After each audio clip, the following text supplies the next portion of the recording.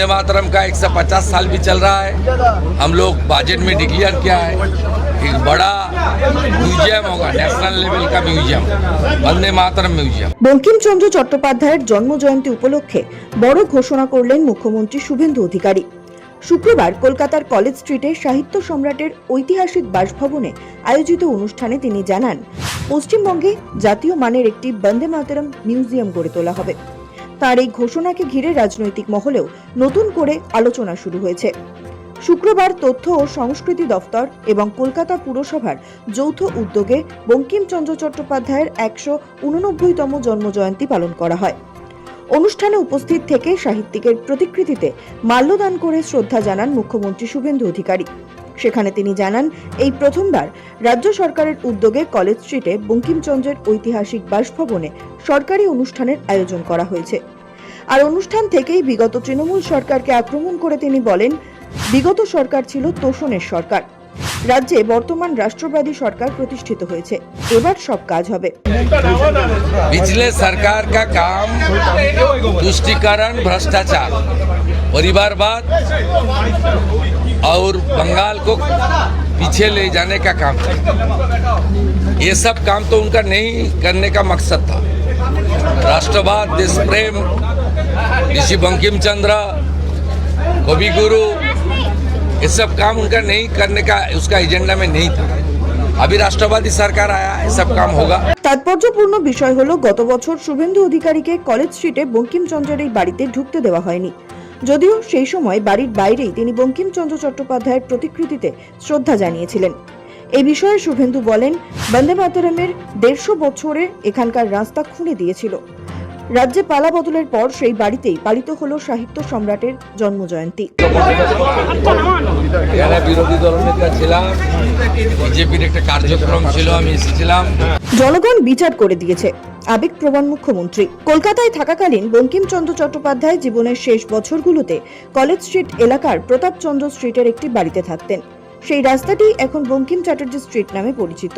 1 দশকেরও বেশি আগে সেই জরাজীর্ণ বাড়িটি ভেঙে সেখানে গড়ে ওঠে বঙ্কিমচন্দ্র স্মৃতি গ্রন্থাগার। 2006 সালে উদ্বোধন হওয়া সেই পাঠাগারে শুক্রবার সকালে হাজির হন মুখ্যমন্ত্রী শুভেন্দু অধিকারী এবং রাজ্যের গ্রন্থাগার মন্ত্রী সহ বিশিষ্টজনেরা। আবেগঘন গলায় মুখ্যমন্ত্রী বলেন, বিরোধী দলনেতা থাকার সময় এখানে একটা কাজে এসেছিলেন, তখন তাকে ঢুকতে দেওয়া হয়নি, কিন্তু চিরদিন কারোর সময় সমান যায় না, আর জনগণ তার বিচার করে দিয়েছে। বিরোধী দলনেতা ছিলাম, বিজেপির একটা কার্যক্রম ছিল, আমি এসেছিলাম, ঢুকতে দেয়নি, করে দিয়েছি। জনগণ বিচার করে দিয়েছে, চিরদিন কাহারও সমান নাই যায়, যেমন কর্ম করবে তেমন ফল পাবে। বন্দে মাতরম এবং তা নিয়ে শাসক বিরোধী তরজা। বছর খানেক আগেও সংসদে বন্দে মাতরম ঘিরে বিতর্ক তৈরি হয়েছিল। সেই পর্বে প্রধানমন্ত্রী নরেন্দ্র মোদীর অভিযোগ ছিল, মোহাম্মদ আলী জিন্নার কথা অনুসরণ করেই প্রাক্তন প্রধানমন্ত্রী জওহরলাল নেহেরু বন্দে মাতরমের বিরোধিতা করেছিলেন, যাতে সংখ্যালঘুরা বিরক্ত না হন। নির্দেশিকা জারির পরে কংগ্রেসের বিরুদ্ধে ইতিহাস বিকৃতির অভিযোগ তুলেছে বিজেপি। সলতে পাকানো শুরু হয়েছিল গত জানুয়ারি মাসে। তারপরে আনুষ্ঠানিকভাবে নির্দেশিকা জারি করে অমিত শাহের নেতৃত্বাধীন কেন্দ্রীয় স্বরাষ্ট্র মন্ত্রক জানিয়ে দেয়, সরকারি অনুষ্ঠানে জাতীয় সঙ্গীত জনগণমন গাওয়ার আগে গাইতে হবে জাতীয় গান বন্দে মাতরম। তার বিধিও স্থির করে দেওয়া হয়। নির্দেশিকা জারির পর থেকেই জাতীয় স্তরে বিতর্ক তৈরি হচ্ছিল। বন্দে মাতরমের বিধি বা সেই সংক্রান্ত নির্দেশিকার একটি বিষয় নিয়েই আপত্তি তুলছে কংগ্রেস, তৃণমূল সহ বিরোধী দলগুলি। তাদের বক্তব্য, হঠাৎ কেন এখন রবীন্দ্রনাথ ঠাকুর রচিত জনগণমনর আগে বঙ্কিমচন্দ্র চট্টোপাধ্যায় রচিত বন্দে মাতরম গাওয়ার নির্দেশিকা জারি করা হলো। অর্থাৎ মূল বিতর্কের সূত্রপাত আগে বন্দে মাতরম এবং পরে জনগণমন নিয়ে, জাতীয় গানের বিধি নিয়ে নয়। তবে এইসব বিতর্কের মধ্যেই 26-এ বাংলায় পালা বদল হয়েছে, মসনদে বসেছে বিজেপি, ফলে পরিস্থিতি বদলেছে।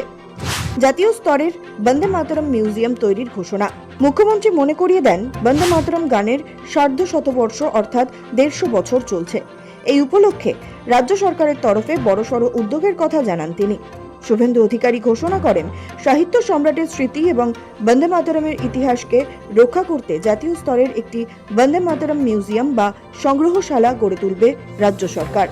সৌভিক সান্যালের রিপোর্ট, সময় কলকাতা।